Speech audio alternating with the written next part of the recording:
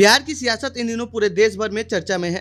वजह है पिछले दिनों सत्ता परिवर्तन के बाद से यहाँ समीकरण लोकसभा चुनाव 2024 के लिहाज से तो बदलने लगा है, लेकिन विधानसभा में अभी तक नई सरकार ने अपना बहुमत साबित नहीं किया है। जो पहले विपक्ष में थे वो अब सत्ता पक्ष में चले गए हैं, लेकिन कब तक रहेंगे इस पर संशय है, क्योंकि नई सरकार ने ना तो अभी बहुमत साबित किया है और ना ही विधानसभा अध्यक्ष चुना है। अब भी आरजेडी के नेता अवध बिहारी चौधरी वहाँ के विधानसभा अध्यक्ष हैं, लेकिन जल्द ही इसमें परिवर्तन हो सकता है।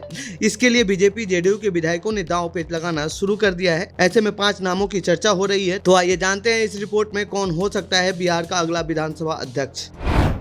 बिहार में विधानसभा अध्यक्ष की कुर्सी पर बवाल।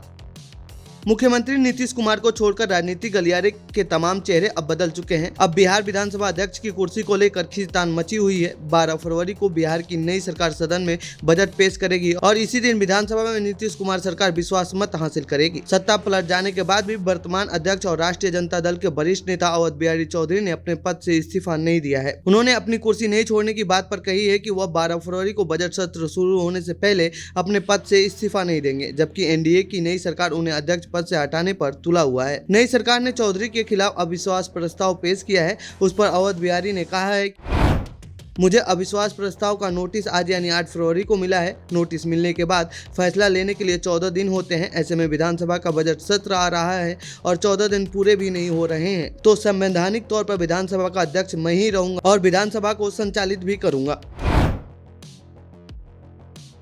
इधर अवध बिहारी चौधरी अपनी कुर्सी छोड़ने को तैयार नहीं है, तो वहीं दूसरी तरफ जेडीयू और बीजेपी में विधानसभा अध्यक्ष को लेकर रस्साकसी तेज हो गई है। बीजेपी नेताओं में पूर्व मंत्री नंद किशोर यादव, नीतीश मिश्रा, रेणु देवी, संजय सरावगी और अमरेंद्र प्रताप सिंह का नाम शामिल है।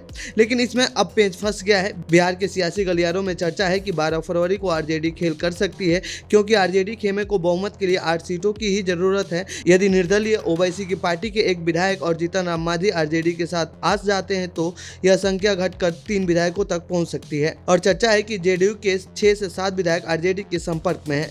तेजस्वी यादव ये खेल करने में सफल होते हैं तो नई सरकार विधानसभा में गिर भी सकती है। आरजेडी ने इन्हीं समीकरणों को ध्यान में रखकर अभी अपना विधानसभा अध्यक्ष नहीं हटाया है।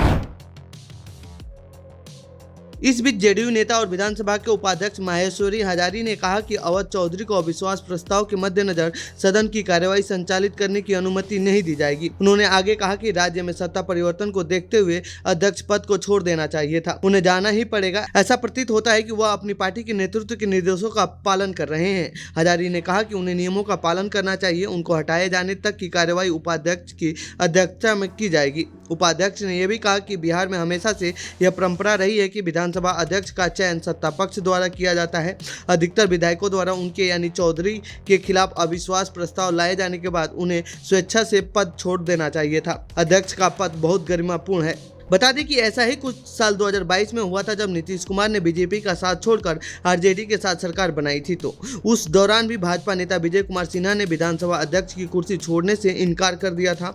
हालांकि बाद में उन्होंने अपने पद से इस्तीफा दे दिया था। तो ये थी बिहार की सियासत से जुड़ी हमारी रिपोर्ट। आपको कैसी लगी ये रिपोर्ट कमेंट बॉक्स में बताएं। साथ ही इस पूरे मामले पर आप क्या कहना चाहते हैं कमेंट बॉक्स में लिखें। बाकी देश दुनिया की खबरों के लिए बने रहिए जनसत्ता के साथ। धन्यवाद।